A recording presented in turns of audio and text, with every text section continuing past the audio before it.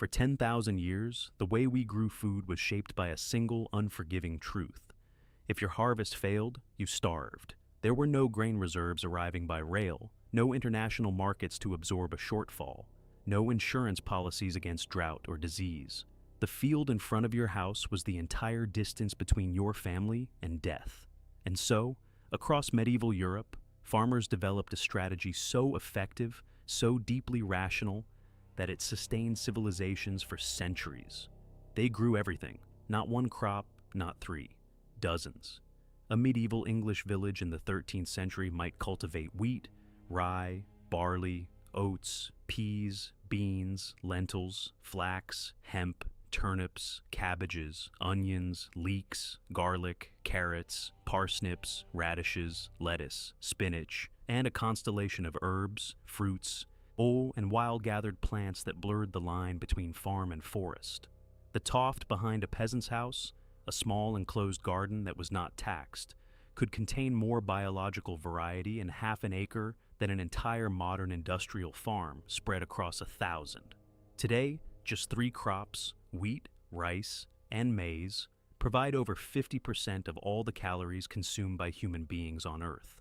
We went from 40 crops to 3. This is the story of how that happened, what it cost, and why the medieval peasant may have understood something about survival that we have forgotten. To understand why medieval agriculture looked the way it did, we need to understand the system that organized it.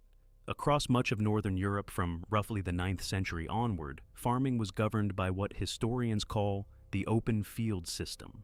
A village's arable land was divided into 2 or 3 enormous fields, each one stretching across hundreds of acres, unfenced and exposed to the sky. These fields were not owned by individual farmers in any modern sense. They were subdivided into long, narrow strips, called celians, and each family in the village was allocated a scattering of these strips across all the fields. The scattering was deliberate. A family might hold 70 strips totaling around 20 acres, but those strips were spread across every part of the manor's land. Some lay on rich clay. Some sat on sandy soil near the river. Some caught the morning sun. Some did not. The logic was not efficiency. The logic was insurance. If a late frost killed the wheat on the northern slope, the barley on the southern strip might survive. If flooding ruined the low-lying peas, the rye on higher ground would still come in. No family got all the best land. No family got all the worst. Risk was distributed across the community like a shared burden, because in a world without safety nets, shared risk was the only safety net that existed. The crops themselves followed a rotation. In the earlier medieval period, a 2-field system prevailed. 1 field planted, 1 left fallow. By the High Middle Ages, a more productive 3-field system had become widespread across northern Europe. 1 field was sown with winter grain, wheat or rye, planted in autumn and harvested the following summer. A second was sown with spring crops, oats, barley, peas, beans, or lentils, planted as temperatures rose. The 3rd field was left fallow, its soil recovering while livestock grazed freely on the stubble, depositing manure that would fertilize the next planting. Every year, the rotation shifted. Every year, the land was asked to do something different. This was not mere tradition. It was sophisticated ecological management practiced by people who could not have named it as such. The legumes, peas, beans, lentils, and veggies fixed nitrogen into the soil through bacteria in their root systems, replenishing what the grain crops had consumed. The fallow year allowed microbial life to rebuild. The grazing animals closed the nutrient cycle. The entire system functioned as a living organism, each component feeding the next in a chain that could sustain itself, in principle, indefinitely. Medieval crop yields were low by modern standards, roughly 1/5 of what we achieve today. But the system did not deplete itself. It could run for centuries without collapsing, and across much of northern Europe, it did exactly that. At the village of Elton in Cambridgeshire, a manor presided over by an abbot from a nearby monastery, 13 hides of arable land, some 1,872 acres in total, were cultivated by 113 tenants, each farming their scattered strips according to the communal rotation. The abbot held his own domain land, the church held its share, and the rest was distributed among families who had worked the same fields for generations. The system was conservative by design. Experimentation was difficult when your neighbor's strips adjoined yours and everyone's livestock grazed the same fallow. But conservation was precisely the point. The goal was not to maximize a single harvest. The goal was to never have a harvest fail completely. But the diversity went far beyond what appeared in the open fields. The peasant's garden, the toft, was a separate world entirely. Cabbage was so central to the medieval diet that entire villages in France took their names from it. Les choux, literally, the cabbages. In Alsace, the village of Krautegersheim still carries the faint aroma of its sauerkraut heritage in its very name. Parsnips were praised as a universal remedy. The Latin root of their name, panatum, translates directly as cure-all. Peas were so ubiquitous that a medieval proverb declared a man content if he had peas, rye bread, bacon, wine, and no debts. Fava beans, broad, flat, and meaty, anchored soups and stews across the continent and could be dried for storage through the winter months when fresh food vanished from the table. Carrots, being originally cultivated in red and yellow varieties that had spread westward from Afghanistan through Persia and into Spain by the 13th century, appeared in kitchens across the continent long before the orange Dutch cultivar we know today. Herbs like parsley, chervil, and sage served double duty as food and medicine. Parsley was chewed to sweeten the breath, used to season fish and poultry, and appeared as a key ingredient in the tart for Ember Day, an egg-based custard eaten during Lent when meat was forbidden. Fruit trees, apples, pears, plums, cherries, provided seasonal nutrition from orchards managed communally. And beyond the cultivated plots, the commons and woodlands offered another layer of sustenance entirely. Wild berries, nuts, mushrooms, watercress from streams, and dozens of semi-wild plants that supplemented diets during lean months. The grains themselves were not the standardized cultivars we know today. They were land races, locally adapted populations that had evolved, in the truest Darwinian sense, to reflect the specific soil, rainfall, and altitude of each particular field. Medieval wheat towered over its modern descendants, growing tall enough to reach past the shoulders of the workers who harvested it. The result was a food system of remarkable, if unglamorous, resilience. No single crop failure could destroy it. No single pest could sweep through it. The very messiness of the medieval field, the patchwork of grains and pulses, the scattering of strips, the unruly gardens, the foraged wild foods, was its greatest strength. Diversity was not a luxury. Diversity was armor. But armor, if as it turned out, was incompatible with profit. The transformation began slowly, almost imperceptibly, and then accelerated with the force of law. Beginning in the late medieval period and gathering momentum through the 16th, 17th, and 18th centuries, the open fields of England began to disappear behind hedges, fences, and stone walls. This was the enclosure movement, the process by which communal land was converted into private property. Its architects were the wealthy landowners and members of parliament who saw in the open field system not resilient complexity, but inefficiency. The scattered strips wasted time. The communal rotations prevented experimentation. The fallow fields produced nothing. The commons were, in the language of the improvers, waste. Between 1760 and 1870, approximately 7 million acres of English land, roughly 1/6 of the country's total area, were enclosed through over 4,000 acts of parliament. The men who debated these bills were, overwhelmingly, the same men who stood to profit from them. In the Oxfordshire enclosure debates, out of nearly 800 instances of MPs attending to vote, the majority were Oxfordshire landowners with direct financial interest in the outcome. There was no requirement to declare a conflict of interest. The losers were of two kinds. First, there were the small freeholders whose strips were consolidated into plots too small to farm profitably, and whose costs of fencing and legal compliance consumed 5 times their annual income. They sold and left. Second, and more invisibly, there were the landless, the cottagers who had no formal ownership rights, but who had survived for generations on the commons, grazing a cow, gathering fuel, gleaning after harvest. These people appeared on no records. They received nothing in compensation. They simply ceased to exist as independent producers and became, instead, wage laborers. Or they migrated to the swelling industrial cities where the factories were hungry for hands. The enclosures did produce what their advocates promised. Agricultural output rose.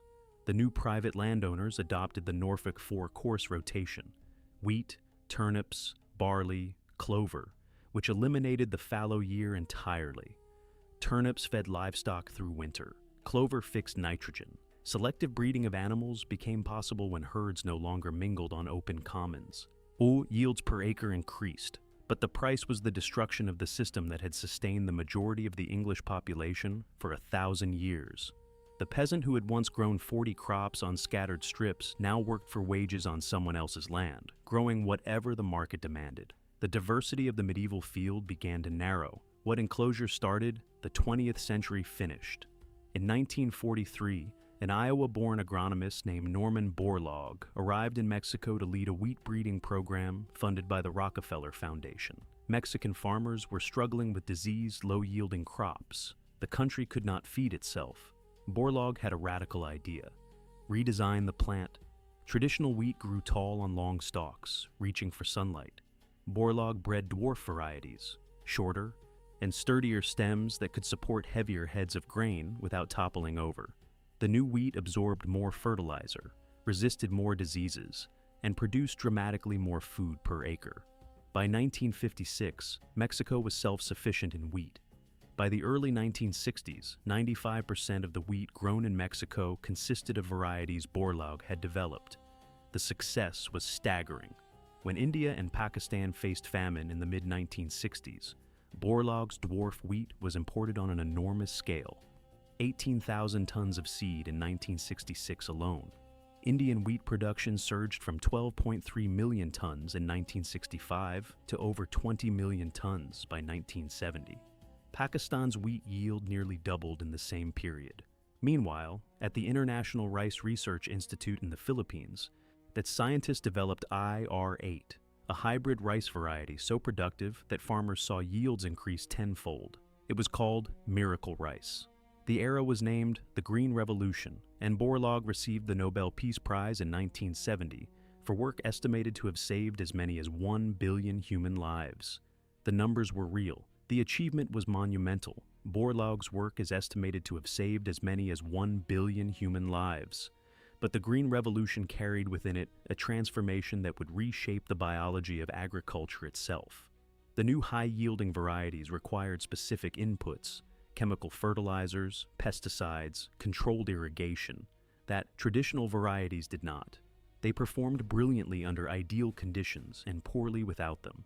Only farmers with access to capital, credit, and water infrastructure could afford to adopt them. In India, the irrigated Punjab and Haryana became the nation's breadbasket, while rain-fed regions that could not afford the inputs fell further behind. Borlaug himself had intended to help the poorest farmers.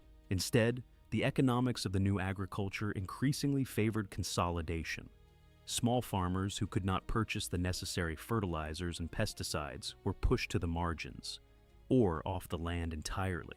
And across the developing world, thousands of locally adapted crop varieties, land races that had been bred by communities over centuries to suit particular soils, altitudes, and climates, were abandoned in favor of a handful of laboratory-designed strains. In the Philippines, where small farmers had once cultivated thousands of traditional rice varieties, and just 2 Green Revolution varieties occupied 98% of the entire rice-growing area by the mid-1980s. Industrial agriculture demands genetic uniformity. Machines harvest most efficiently when every plant is the same height, matures at the same time, and responds identically to chemical inputs.